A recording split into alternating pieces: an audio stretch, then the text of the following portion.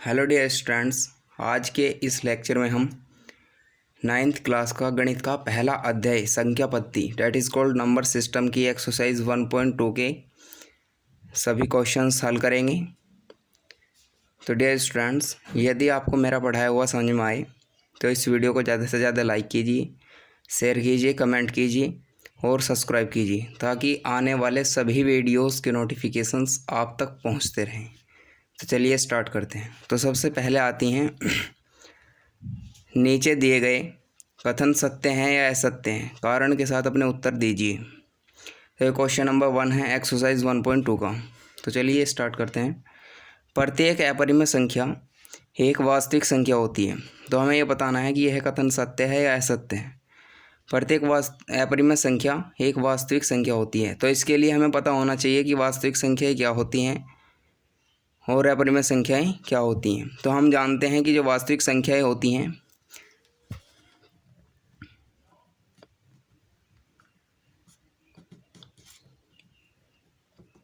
वास्तविक संख्याएँ जो होती हैं वे सभी परिमेय संख्याएँ और अपरिमेय संख्याओं का एक संग्रह होता है।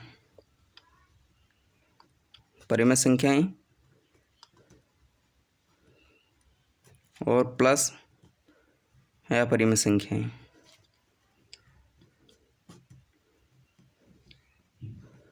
तो जो वास्तविक संख्याएँ होती हैं वो परिमेय संख्याएँ और अपरिमेय संख्याओं का एक संग्रह होता है।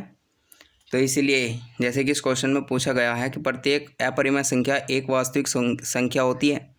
तो इसलिए क्योंकि हम जानते हैं कि परिमेय संख्याएँ और अपरिमेय संख्याएँ जितनी भी होती हैं वे सभी वास्तविक संख्याएँ होती हैं, इसलिए हम कह सकते हैं कि सत्य है।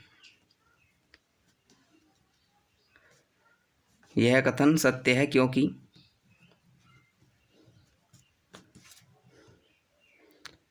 सभी अपरिमेय संख्याएँ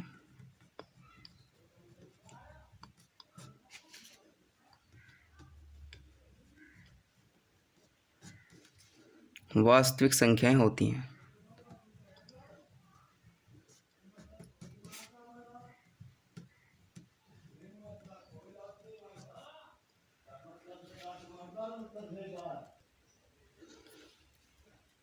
क्योंकि सभी अपरिमेय संख्याएँ वास्तविक संख्याएँ होती हैं। अब क्वेश्चन 2 की तरफ बढ़ते हैं। संख्या रेखा का प्रत्येक बिंदु रूट m के रूप का होता है जहाँ m एक प्राकृतिक संख्या है। तो इसमें पूछा गया है कि संख्या रेखा का प्रत्येक बिंदु रूट m के रूप का होता है जहाँ m एक प्राकृतिक संख्या है। तो इसके लिए हमें पता होना चाहिए कि संख्या रेखा पर क्या प्रत्येक बिंदु रूट m के रूप का होता है या नहीं। तो एक संख्या रेखा लेते हैं, जैसे कि ये एक संख्या रेखा है, ये ए बी है, 0 1 2 3, इधर माइनस के -1 -2 और -3। तो क्या यहाँ प्रत्येक जितने भी ये बिंदु हैं, जितनी भी ये संख्याएँ हैं, क्या ये रूट m के रूप की हैं? क्या ये रूट में हैं संख्याएँ? तो ये है सत्य नहीं है, क्योंकि यदि हम किसी भी संख्या का वर्गमूल निकालें तो वह एक वास्तविक संख्या होगी। यह संभव नहीं है क्योंकि सभी संख्याओं में से किसी का भी वर्गमूल नहीं हो सकता। जैसे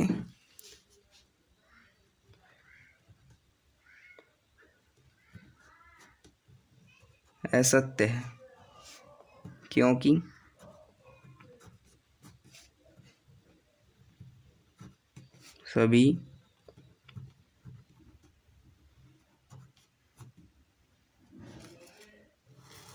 सभी संख्याओं का वर्गमूल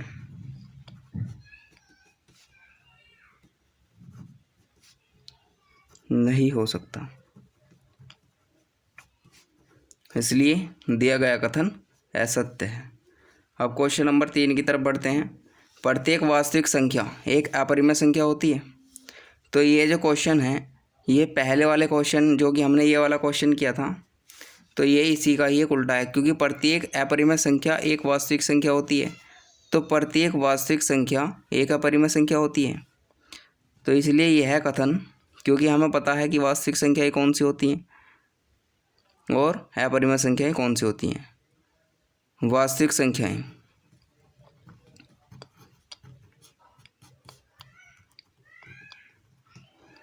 जो वास्तविक संख्याएं होती है वो सभी परिमेय संख्याओं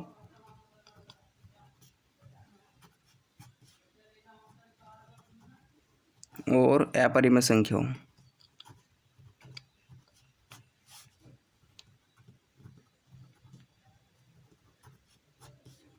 का संग्रह होता है। तो जो वास्तविक संख्याएं होती हैं वो सभी परिमेय संख्याओं और अपरिमेय संख्याओं का एक संग्रह होता है। इसलिए यह दिया गया कथन असत्य है।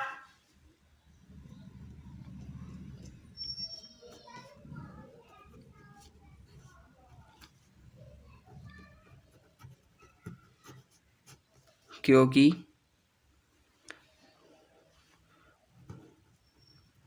वास्तविक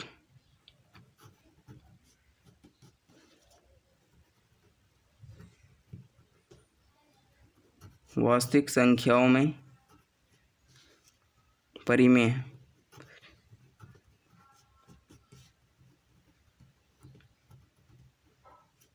संख्याएं भी शामिल होती हैं।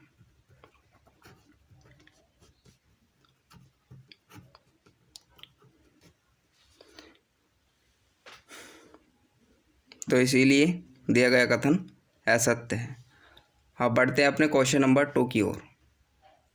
जैसे कि हमने क्वेश्चन नंबर 2 लिख लिया है। क्वेश्चन कहता है कि क्या सभी धनात्मक पूर्णांकों के वर्गमूल अपरिमेय होते हैं? यदि नहीं तो एक ऐसी संख्या के वर्गमूल का उदाहरण दीजिए जो एक परिमेय संख्या हो। तो जिस प्रकार से हमें क्वेश्चन दिया हुआ है हम उसी प्रकार से इसका उत्तर देंगे। तो पहले हमसे पूछा गया कि क्या सभी धनात्मक पूर्णांकों का वर्गमूल एक अपरिमेय संख्या होता है? तो हमें पता है कि सभी धनात्मक पूर्णांकों का वर्गमूल एक अपरिमेय संख्या नहीं होता। तो हम कहेंगे नहीं।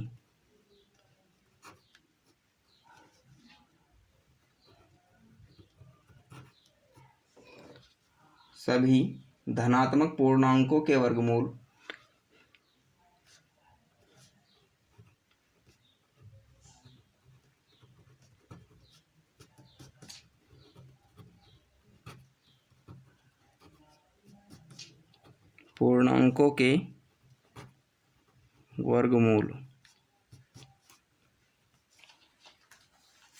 अपरिमेय नहीं होते हैं।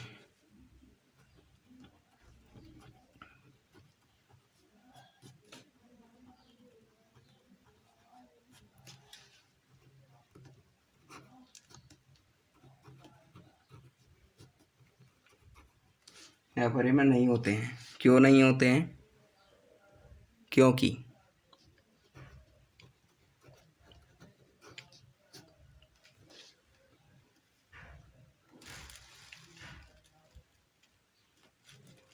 यदि हम उदाहरण की बात करें, क्योंकि यदि हम रूट 4 लें, रूट 4 एक धनात्मक पूर्णांक है और इसका हम यदि वर्गमूल निकालें तो 2 होगा,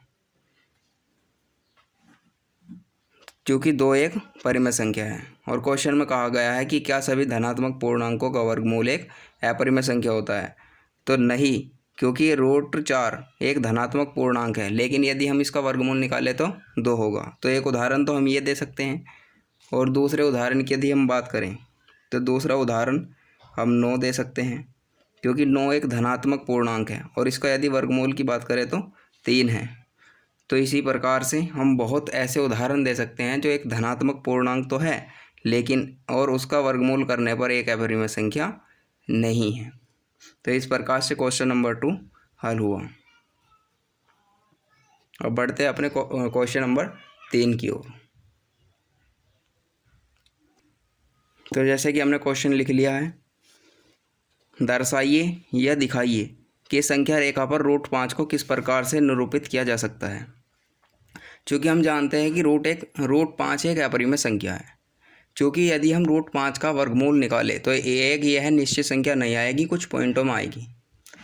तो आइए इसे हल करते हैं। तो इसके लिए हमें सबसे पहले लेनी होगी एक संख्या रेखा, क्योंकि संख्या रेखा पर हमें इसे निरूपित करना है। दर्शाइए कि, तो इसके लिए हम लिखेंगे संख्या रेखा पर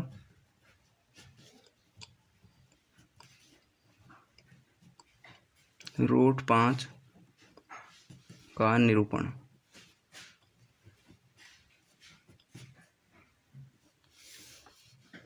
तो रूट 5 को हम इस प्रकार से लिख सकते हैं 4 + 1, या हम लिख सकते हैं रूट 5 बराबर रूट 2 का स्क्वायर प्लस 1 का स्क्वायर। इस पर फिर भी कोई फ़र्क नहीं पड़ेगा। आइए एक संख्या रेखा लेते हैं।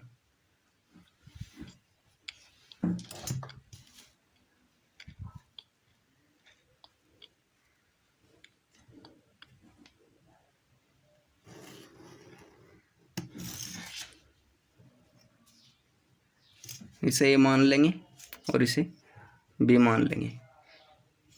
0 1 2 3 4 -1 -2 -3 और -4। तो इस प्रकार से, चूँकि हम जानते हैं, जैसे कि हमने पहले वाले वीडियो लेक्चर में भी संख्या रेखा पर अपरिमेय संख्या को किस प्रकार से निरूपित किया जाता है ये हमने बताया हुआ है, और अब हम इसे फिर से बताते हैं। तो जिस भी रूट 5, जैसे हमें किसी भी संख्या को निरूपित करना है, उस संख्या को पहले हम पार्ट्स में डिवाइड करेंगे, जिस प्रकार से हमने यहाँ किया। उस प्रकार उसके बाद जो पहले पार्ट होगा, जैसे कि यहाँ 2 का स्क्वायर है, तो 2 ले लेंगे संख्या रेखा पर। तो 2 कहाँ पर है? यहाँ पर। यहाँ से लेकर 0 से लेकर 2 तक, क्योंकि यहाँ पर 2 है, तो 0 से लेकर 2 तक की दूरी मापेंगे। जितनी भी दूरी होगी उस 2 पर एक 90 डिग्री का कोण स्थापित करेंगे। आप इसे प्रकार की सहायता से भी कर सकते हैं। तो एक 90 डिग्री का कोण स्थापित करेंगे, यहाँ चाप लगाएंगे और यहाँ चाप लगाएंगे। इसके बाद एक सीधी रेखा खींचेंगे। तो जितनी भी ये रेखा है, जैसे ये यहाँ से 3 सेंटीमीटर आ रही है, तो यहाँ पर भी पूरी 3 सेंटीमीटर की एक रेखा खींचेंगे और वहाँ पर एक चाप लगाएंगे। आप इसे प्रकार की सहायता से भी कर सकते हैं कि यहाँ प्रकार की नोक, यहाँ पेन की नोक, और फिर यहाँ प्रकार की नोक और यहाँ पेन की नोक रख करके एक चाप लगा सकते हैं। और उसके बाद धीरे धीरे इसे यहाँ से वहाँ मिला देंगे। इस बिंदु को इस बिंदु से मिलाएंगे।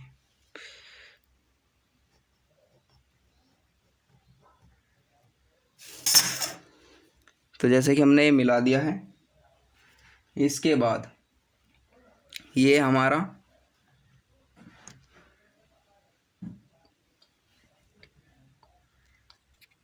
तो ये हमारा 2 इकाई है, 2 इकाई है यहाँ से यहाँ तक, और ये हमारा 1 इकाई है। तो इस प्रकार से पाइथागोरस प्रमेय से, जैसे कि हमने ये किया 2, हमने यहाँ से यहाँ के तक की दूरी मापी थी, ये 2, और ये हमारी 1 इकाई है। तो पाइथागोरस प्रमेय से 2 का वर्ग प्लस 1 का वर्ग = 5 का वर्ग, तो ये हमारा ये आ गया। तो इस प्रकार से यहाँ पर हम प्रकार की नोक रखेंगे और यहाँ पर हम पेन की नोक रखेंगे, और यहाँ से एक इस प्रकार से एक चाप घुमा देंगे।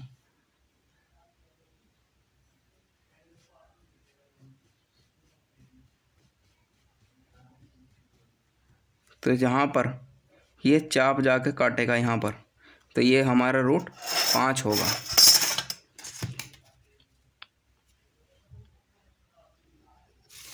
तो ये हमारा होगा √5। तो इस प्रकार से यदि हमसे पूछे कि संख्या रेखा पर √5 का स्थानीय मान निर्धारित कीजिए, तो स्थानीय जिसका मान है या दर्शाइए, तो इस प्रकार से हम इसे दर्शा सकते हैं। तो इस प्रकार से क्वेश्चन नंबर 3 कंप्लीट हुआ। अब बढ़ते अपने क्वेश्चन नंबर 4 की ओर।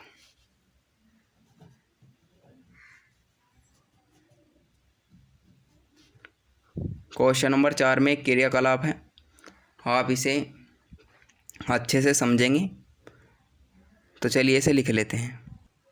जैसे कि हमने लिख लिया है, एक सर्पिल की रचना जो √2, 3, 4, 5 और ऐसे ही अनंत तक बढ़ता जाता है को दर्शाता है। एक ऐसे हमें सर्पिल की रचना करनी है।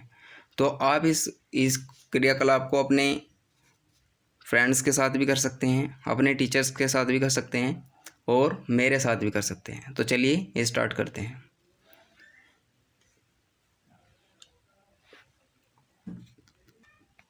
तो इसके लिए सबसे पहले आपको एक छोटा सी लाइन खींचनी होगी। इसे एक इकाई मान लीजिए, इसे हम O मान लेंगे, इसे A मान लेंगे। ये जो हमारी लाइन है वो 1 इकाई की है।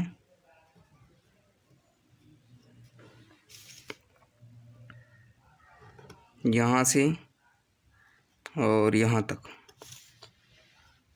ये जो हमारी लाइन है, यहाँ से लेके O से A तक, ये 1 इकाई है। अब बिंदु A पर 90 डिग्री का कोण स्थापित करेंगे, कोण बनाएंगे। आप इसे प्रकार की सहायता से बना सकते हैं। तो इस प्रकार से प्रकार की नोक यहाँ रखकर, पेंसिल की नोक यहाँ रखकर एक इस प्रकार से गोला बनाएंगे प्रकार से, और यहाँ पर चाप मारे कर लगाएंगे और एक यहाँ पर चाप लगाएंगे।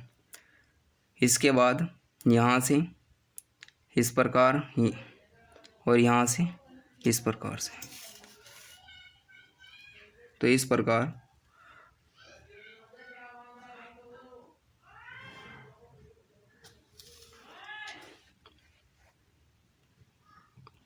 इस बिंदु से 90 डिग्री का कोण हमने बनाया।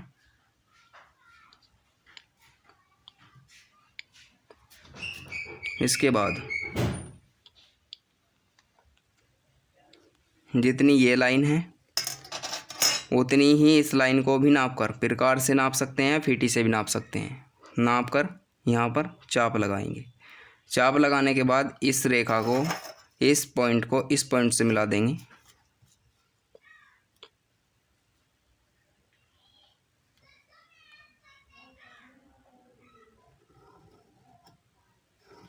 तो हमने ये मिला दिया है। इस पॉइंट को हम B मान लेंगे। B से इस रेखा पर एक 90 डिग्री का हम कोण बनाएंगे, जिस प्रकार से हमने ये कोण बनाया है ये। और इस प्रकार से 1 इकाई का की हम लाइन खींचेंगे। लाइन खींचने के बाद जितनी ये लाइन है उतनी ही लाइन को माप करके हम यहाँ से इसे मिला देंगे।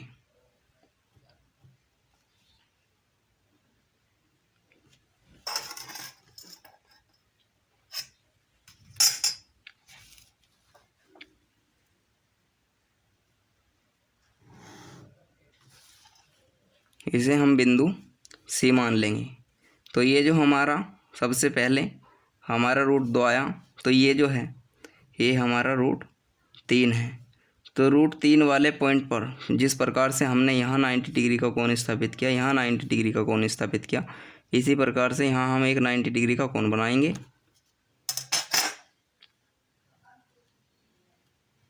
आप इसे प्रकार की सहायता से भी बना सकते हैं।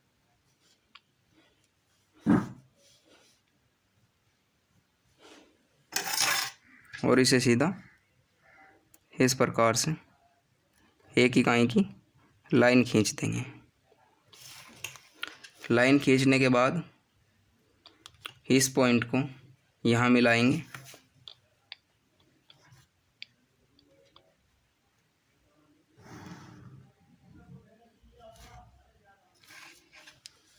इसे बिंदु डी मान लेंगे और ये हमारा रूट 4 होगा। और इस प्रकार से यहाँ हम एक 90 डिग्री का फिर से कोण बनाएंगे।